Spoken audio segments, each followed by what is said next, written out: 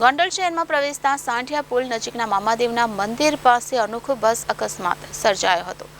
જસદણ ધોરાજી ભાડે રૂટની GJ18Z2273 નંબરની ST bus અકસ્માતની વણઝાર સર્જી હતી.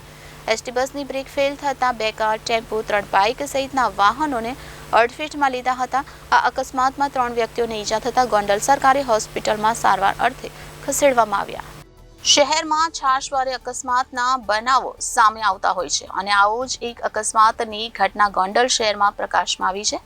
ગોંડલ શહેરમાં પ્રવેશતા સાંઠિયા પુલ નજીકના મામાદેવના મંદિર પાસે અનોખો બસ અકસ્માત સર્જાયો હતો. એસટી બસની બ્રેક ફેલ થતાં બે કાર, ટેમ્પો, 3 બાઇક સહિતના વાહનોને અડફેટમાં લીધા હતા. જસદણ ધોરાજી ભાડે રૂટની GJ18Z2273 નંબરની એસટી બસે અકસ્માતની વણઝાર સર્જી હતી. અકસ્માતના કારણે સાંઠિયા પુલ ઉપર ટ્રાફિક જામના દ્રશ્ય પણ સર્જાયા હતા. આ ઘટનાની જાણ થતાં જ બી ડિવિઝન પોલીસે ઘટના સ્થળે દોડી જઈને ટ્રાફિક દૂર કર્યો હતો.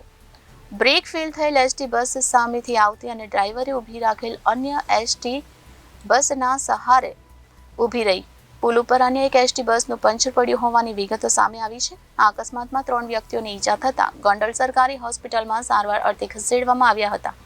અકસ્માતના કારણે સાંઠિયા પુલ ઉપર ટ્રાફિક જામના દ્રશ્યો સર્જાયા હતા.